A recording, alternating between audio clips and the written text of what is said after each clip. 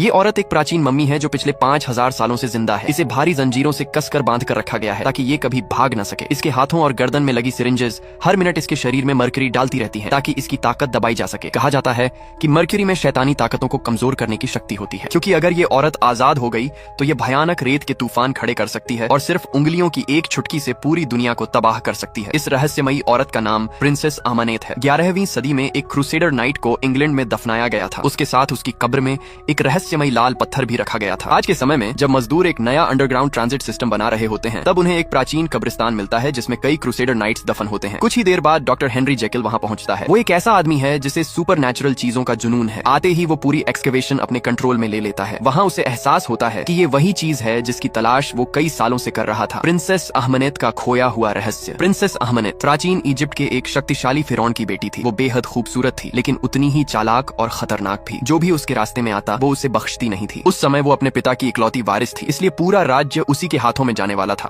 और लोग उसे देवी की तरह पूजते थे। लेकिन सिंहासन मिलने से पहले ही फिरौन के यहाँ एक बेटा पैदा हो जाता है, जिससे राजगद्दी का वारिस बदल जाता है। इस बात से अहमनेत खुद को अपने ही परिवार से धोखा खाया हुआ महसूस करती है। बदला लेने के लिए वो सेथ यानी मौत के देवता से एक खतरनाक समझौता कर लेती है। अपनी आत्मा के बदले सेथ उसे बेशुमार शक्तियां देता है, लेकिन बदले में अहमनेत को सेथ को एक इंसानी शरीर के जरिए दोबारा दुनिया में लाना होता है। अपने गुस्से में अंधी होकर वो न सिर्फ अपने पिता को मार देती है, बल्कि अपने छोटे भाई पर भी दया नहीं करती। लेकिन इससे पहले कि वो अपना वादा पूरा कर पाती, इजिप्ट के पुजारी उसे पकड़ लेते हैं और जिंदा ही मम्मी बनाकर सजा देते हैं। अहमनेत को जिंदा मम्मी बना दिया जाता है। इसके बाद पुजारी उसे इजिप्ट से बहुत दूर दफना देते हैं ताकि वो कभी वापस न आ सके। आज के इराक में यूएस आर्मी सार्जेंट निक मॉर्टन और उसका साथी क्रिस उस जगह की तलाश में जाते हैं जहां अहमनेत को दफनाया गया था। क्योंकि डॉक्टर हेनरी जेकिल ने ही उन्हें इस मिशन के लिए चोरी छिपे पैसे दिए होते हैं, इसलिए उन्हें ध्यान रखना होता है कि उनके ऑपरेशन का पता किसी और को ना चले। लेकिन वहां पहुंचते ही उन्हें पता चलता है कि पूरा इलाका हथियारबंद बागियों से भरा पड़ा है।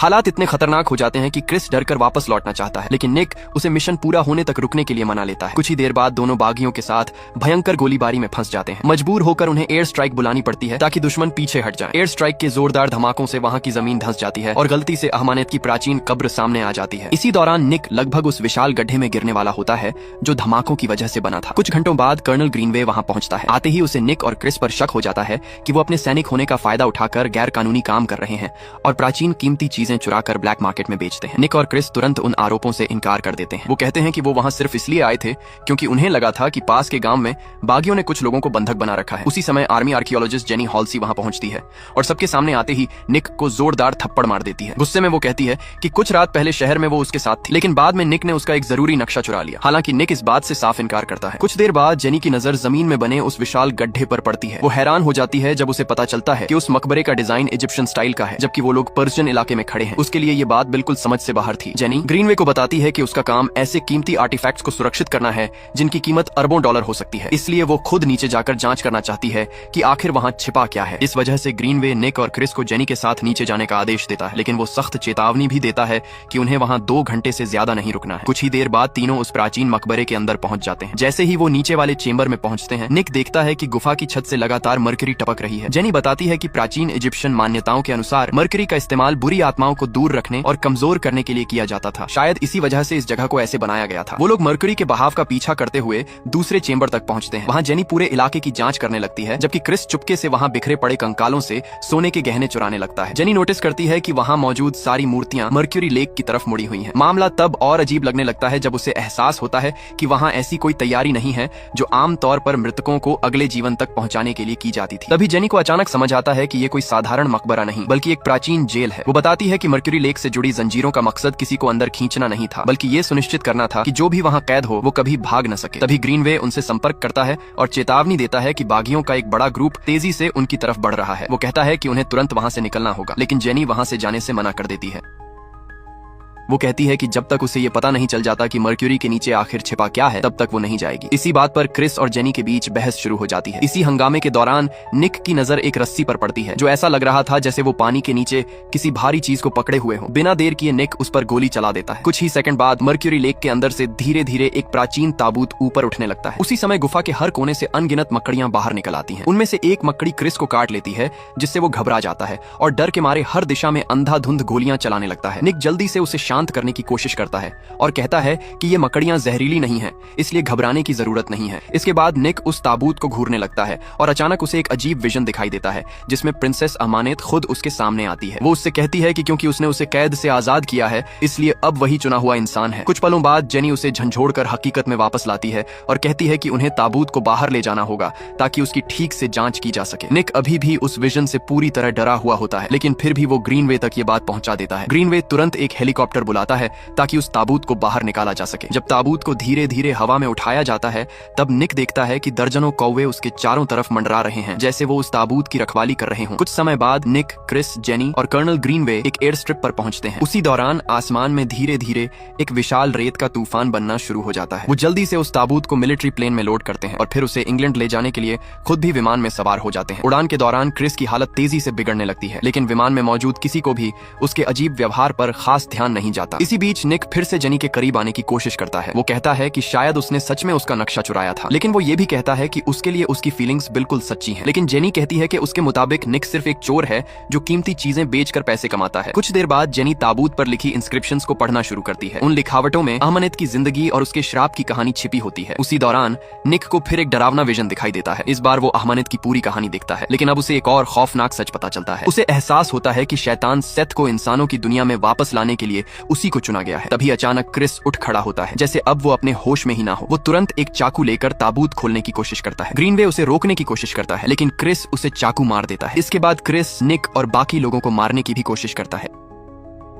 मजबूर होकर निक को अपने ही साथी पर गोली चलानी पड़ती है। उसी पल हजारों पक्षी अचानक विमान के बाहर दिखाई देते हैं और जोर जोर से एयरक्राफ्ट से टकराने लगते हैं। खिड़कियां टूट जाती हैं और प्लेन के इंजन्स बर्बाद हो जाते हैं। इस वजह से विमान अपना कंट्रोल खो देता है और इंग्लैंड की तरफ जाते हुए आसमान से गिरने लगता है। इतनी भयानक तबाही और प्लेन क्रैश के बीच भी निक जेनी को पैराशूट पहनाने में कामयाब हो जाता है। फिर वो उसकी जान बचाने के लिए उसे विमान से बाहर धक्का दे देता है, लेकिन दुर्भाग्य से निक बाकी सैनिकों के साथ क्रैशिंग प्लेन के अंदर ही रह जाता है। ऐसा लगता है कि क्रैश में सभी की मौत हो गई। अगले सीन में जेनी को मॉर्ग ले जाया जाता है, जहां डॉक्टर्स उससे प्लेन क्रैश में मारे गए लोगों की पहचान करने के लिए कहते हैं। उधर निक अचानक बॉडी बैग के अंदर जिंदा जाग जाता है। वो पूरी तरह डरा हुआ और हैरान होता है कि उसके आसपास आखिर हो क्या रहा है। जब वो पीछे मुड़कर देखता है तो उसे क्रिस वहां खड़ा दिखाई देता है, जैसे कुछ हुआ ही ना हो, जबकि साफ तौर पर उसे मर जाना चाहिए था। निक तुरंत उससे जवाब मांगता है, लेकिन क्रिस सिर्फ रहस्यमयी मुस्कान देता है और कहता है कि अब उसे सब समझ आ चुका है। कुछ पलों बाद जेनी कुछ डॉक्टर्स के साथ वहां पहुंचती है। निक को जिंदा देखकर उसे अपनी आंखों पर यकीन नहीं होता, क्योंकि उसे पहले ही मरा हुआ करार दिया जा चुका था। वहीं पता चलता है कि सिर्फ निक ही क्रिस को देख और उससे बात कर सकता है। उधर क्रैश साइट के दूसरी तरफ दो ऑफिसर्स जांच कर रहे होते हैं। तभी उनमें से एक को अहमद का ताबूत मिल जाता है। जिज्ञासा में वो ताबूत खोल देता है और अंदर अहमद की असली मम्मी वाली लाश देखता है। वो तुरंत अपने साथी को बुलाता है, लेकिन दूसरा ऑफिसर उसके पास पहुंच भी नहीं पाता कि अहमद अचानक जाग जाती है और उस पर हमला कर देती है। वो उस आदमी की जीवन शक्ति चूसने लगती है। जैसे जैसे वो ऐसा करती है उसका शरीर और ताकत धीरे धीरे वापस आने लगती है। इसके बाद वो दूसरे ऑफिसर के साथ भी बिल्कुल यही करती है। तभी आखिरकार ये सच सामने आता है कि जो भी इंसान उसके हाथों मरता है वो उसका गुलाम बन जाता है और उसके हर आदेश का पालन करता है। इसी बीच निक और जेनी एक बार में जाते हैं और समझने की कोशिश करते हैं कि आखिर निक प्लेन क्रैश से कैसे बच गया, लेकिन दोनों में से किसी के पास भी इसका कोई जवाब नहीं होता। सारी बातों पर चर्चा करते हुए जेनी अचानक एक चौंकाने वाली थ्योरी बताती है। वो कहती है कि इतिहास में एक इजिप्शियन प्रिंसेस थी जिसे जानबूझकर इतिहास से मिटा दिया गया था और उसका मानना है कि वो प्रिंसेस कोई और नहीं बल्कि अहमद ही थी। जेनी ये भी बताती है कि अहमद एक खास खंजर इस्तेमाल करती थी जिसके हैंडल में एक जादुई पत्थर लगा हुआ था। उसी खंजर की मदद से सेथ को इंसानी दुनिया में लाने वाला रिचुअल किया जाना था। आर्कियोलॉजिस्ट के मुताबिक बाद में वो पत्थर उस खंजर से अलग हो गया था और क्रूसेडर्स उसे चुराकर अपने एक नाइट के साथ छिपा कर ले गए थे। जेनी बताती है कि हाल ही में उन्हें एक प्राचीन क्रूसेडर सेमेट्री मिली थी और उसे पूरा यकीन है कि वही खोया हुआ पत्थर वहां छिपा हो सकता है। जब जेनी ये सब बता रही होती है तब निक बार बार क्रिस को कमरे के अलग अलग कोनों में खड़ा देखता रहता है, जैसे वो हर जगह उसका पीछा कर रहा हो। इस वजह से परेशान होकर निक खुद को संभालने के लिए बाथरूम में चला जाता है, लेकिन जब वो आईने में देखता है तो वहां भी उसे क्रिस दिखाई देता है। अब निक को लगने लगता है कि शायद वो सच में अपना दिमाग खो रहा है। तभी क्रिस उससे कहता है कि उन दोनों को अहमद ने श्राप दिया है और अगर निक ने उसके लिए तय किए गए रास्ते का पालन नहीं किया तो उनकी हालत और भी बदतर हो जाएगी। इसी बीच जेनी चोरी छिपे हेनरी जेकिल से संपर्क करती है और उसे निक के साथ हो रही सारी घटनाओं के बारे में बताती है। हेनरी उसे आदेश देता है कि वो तुरंत निक को उसके पास लेकर आए, लेकिन ध्यान रखे कि उसे अभी पूरा सच पता न चले। मानसिक रूप से टूट चुका और बेहद परेशान निक भटकते हुए एक अंधेरी गली में पहुंच जाता है। तभी अचानक अहमद उसके सामने दिखाई देती है। उसी समय हजारों चूहे उसके पीछे पीछे आने लगते हैं और फिर सीधे निक की तरफ दौड़ पड़ते हैं, लेकिन बाद में पता चलता है कि ये सिर्फ एक और डरावना विजन था। असल में निक सड़क के बीचों बीच खड़ा था और एक कार उसे लगभग टक्कर मारने वाली थी। जेनी तुरंत उसे खींचकर बचा लेती है। इसके बाद निक उससे कहता है कि अहमनेट को लेकर उसकी थ्योरी बिल्कुल सही थी। वो जेनी को उन डरावने विजन्स के बारे में बताता है जो उसे लगातार दिखाई दे रहे हैं, लेकिन जेनी कहती है कि शायद ये सब मर्क्यूरी के असर की वजह से हो रहा है। फिर भी निक जोर देकर कहता है कि उसे खुद ताबूत देखना होगा, क्योंकि उसका मानना है कि अगर वो अहमनेत की असली लाश देख लेगा तो साबित हो जाएगा कि ये सब सिर्फ उसके दिमाग का वहम है। उधर अहमनेत अलग अलग आदमियों की जीवन शक्ति चूसती रहती है, इससे उसकी ताकत लगातार बढ़ती जाती है और उसका असली इंसानी रूप भी लगभग पूरी तरह वापस आ जाता है। कुछ देर बाद निक और जेनी वापस क्रैश साइट पर पहुंचते हैं। जेनी सीधे ताबूत की तरफ चली जाती है, जबकि निक अजीब तरीके से पास के एक चर्च की तरफ खींचा चला जाता है। जैसे ही वो चर्च को देखता है उसे फिर अहमनेत का विजन दिखाई देता है, और जब वो अचानक होश में आता है तब उसे एहसास होता है कि वो पहले ही चर्च के अंदर पहुंच चुका है। कुछ ही देर बाद अहमनेत के गुलाम उसे चारों तरफ से घेर लेते हैं और पकड़ लेते हैं। तभी अहमनेत वहां आती है ताकि सेथ को दुनिया में लाने वाला रिचुअल शुरू कर सके। वो एक प्राचीन स्टैचू को तोड़ देती है जिसके अंदर सेथ का खंजर छिपा हुआ था, लेकिन जैसे ही वो निक को खंजर से मारने वाली होती है उसे पता चलता है कि खंजर में लगा जादुई पत्थर गायब है। ये देखकर वो गुस्से से पागल हो जाती है। उसी समय जेनी चर्च के अंदर पहुंचती है, लेकिन अहमनेत तुरंत उस पर हमला कर देती है। निक और जेनी किसी तरह उन मम्मियों से लड़ते हैं और उन्हें गिराकर अहमनेत से बच निकलते हैं।